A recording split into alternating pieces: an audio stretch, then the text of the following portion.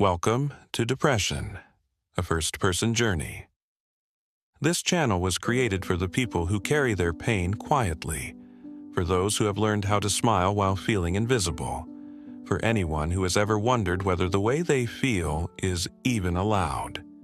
Here, we talk about mental illness not as a label but as a lived experience. We talk about what it does to our thoughts, our relationships, and our sense of self. And we talk about how healing begins slowly, imperfectly, and with help. So, if you are struggling, if you have someone you love who is, or if you simply want to understand, you are in the right place. One of the most overlooked parts of living with depression or bipolar disorder is not the illness itself, it is what happens around it. The people who surround us, the voices that speak into our lives, and the way we are treated when we are at our most vulnerable. Support does not just make things easier, it changes the entire direction of recovery. When someone is surrounded by patience, respect, and understanding, it becomes easier to keep going. When those things are missing or worse, replaced with judgment, criticism, or disbelief, the damage can be deep and lasting. Support systems come in many forms: friends, co-workers, sometimes even strangers who become chosen family. Some relationships are easier to step away from. A job can change. A friend group can fade. But family is different. Family often holds the longest history, and sometimes the deepest wounds. There is no universal guide for how to handle family when they are the source of harm instead of safety. What I can share is what my own life taught me, and it took many years to understand it. Throughout my life, I have known both kindness and emotional isolation. Some of the most compassionate people I have ever met were complete strangers at first. They saw something in me that I could not yet see in myself. Their belief gave me room to breathe. But within my family, something quite different was happening. During childhood, the years when we learn who we are, I knew something inside me was not right. I tried to express it. I tried to ask for help. But my feelings were often brushed aside, explained away, or treated as if they were attention-seeking. Over time, this taught me a dangerous lesson: that my inner world was not valid, that my pain was inconvenient, and that I should stay quiet. That silence grew roots. It became self-blame.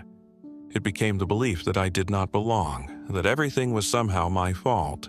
When depression enters a mind already fractured and shaped by those messages, it simply repeats what you already believed. I grew up thinking I was not capable of a good life. Not in love, not in work, not in happiness. I learned to hide my emotions because I was afraid people could see the pain behind my eyes. Relationships fell apart not because I did not care, but because I felt unworthy of being cared for. For years, I lived this way without even knowing what was happening to me. The feelings grew heavier, the hopelessness became familiar, and I thought this was simply who I was.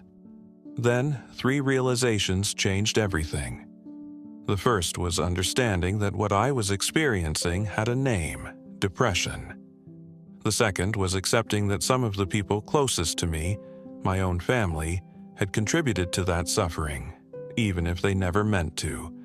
That awareness was painful, but it was also freeing. The third was when I sought professional help. I learned how mental illness works, and I began building boundaries, not out of anger but out of survival. Love did not disappear, but I learned to protect myself from words and behaviors that reopened old wounds. It has not been perfect. Sometimes I still stumble, but slowly, more often than not, I began choosing my mental health over emotional familiarity. Only then can real healing begin. I still carry the scars, but now I also carry understanding, treatment, and the knowledge that my diagnosis does not define my significance. If any part of this story sounds familiar, you are not alone. There is no single map for this journey. But there is one truth that never changes. Seeking medical support is where the real turning point begins. And from there, real life, becomes possible again. If this episode spoke to you, even quietly, I invite you to stay. Subscribe so you do not have to walk this road alone. More stories, more truth, and more understanding are coming. Until next time, be gentle with yourself, and remember, your story is still being written.